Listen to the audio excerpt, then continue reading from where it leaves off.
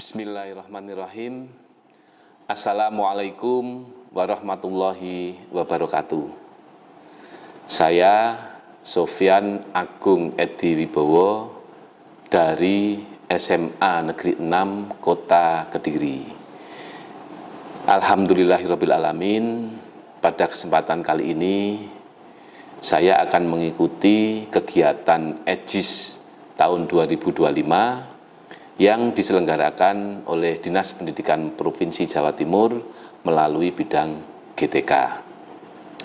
Adapun topik yang saya ambil adalah teknologi dalam pendidikan dengan mengambil judul meminimalisir mispersepsi konsep sosial dengan Canva. Sahabat pendidik yang saya hormati, kali ini saya akan mencoba membuat sebuah karya yang berkenaan dengan materi pembelajaran.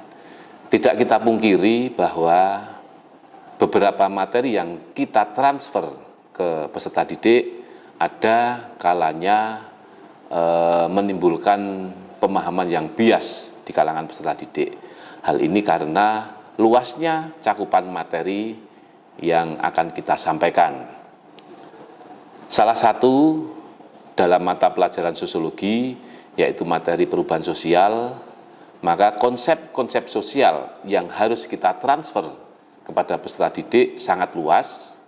Oleh karena itu akan menimbulkan kejenuhan kepada peserta didik yang endingnya akan melakukan atau menerima pemahaman peserta didik ini kurang begitu maksimal. Oleh karena itu, tentu kita membutuhkan kiat-kiat tertentu, kita membutuhkan strategi-strategi tertentu untuk menyampaikan materi tersebut kepada peserta didik. Pada kesempatan kali ini, saya akan mencoba menggunakan aplikasi Canva untuk mengajarkan materi pembelajaran perubahan sosial. Hal ini ditujukan agar peserta didik bisa memiliki pemahaman yang baik terhadap materi, karena dengan menggunakan Canva ini akan lebih mudah dan membantu peserta didik lebih fokus untuk mempelajari materi perubahan sosial. Tidak kita pungkiri peserta didik dalam melakukan atau mempelajari materi perubahan sosial ini timbul kebosanan karena saking luasnya, sehingga bias dalam memahami materi ini.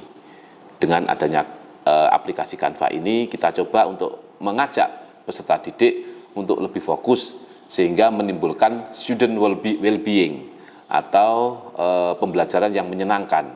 Anak lebih giat dalam belajar, peserta didik lebih senang dan lebih bermakna dalam pembelajaran. Sahabat pendidik yang saya hormati, namun demikian tentu tidak semulus yang kita bayangkan, karena proses pembelajaran ini tentunya ada beberapa kendala. Di antaranya HP yang dimiliki oleh peserta didik tentunya beragam. Tentu tidak kita pungkiri pasti ada beberapa di antara peserta didik ini yang HP-nya itu mungkin tidak support. Selain itu, jaringan internet yang dimiliki baik di sekolah maupun di rumah. Ketika kita memberikan penugasan di rumah yang mayoritas peserta didik tempat tinggalnya ada di pinggiran, tentu ini menjadi kendala tersendiri. Dan yang tak kalah penting, kendala yang dihadapi adalah beralihnya fokus ketika kita memberikan pembelajaran kepada peserta didik bukan lagi ke konten materinya, namun lebih kepada aplikasi yang digunakan. Karena keingintahuan dan menariknya aplikasi yang digunakan itu, sehingga dikhawatirkan beralih posisi, fokusnya tidak di konten materi tapi malah justru di aplikasinya.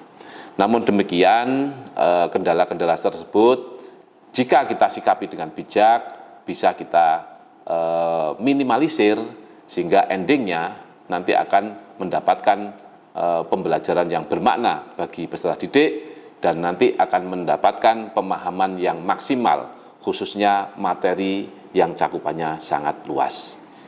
Sahabat pendidik yang saya hormati, inti dari inovasi yang saya lakukan adalah apa yang sudah saya sampaikan di atas. Jadi kegiatan-kegiatan dalam karya saya ini adalah kegiatan yang nantinya mengajarkan pembelajaran perubahan sosial kepada peserta didik sehingga tidak menimbulkan mispersepsi terhadap konsep-konsep sosial yang ada di materi tersebut. Saya kira demikian dari saya. Billahi taufik wal hidayah. Wassalamualaikum warahmatullahi wabarakatuh.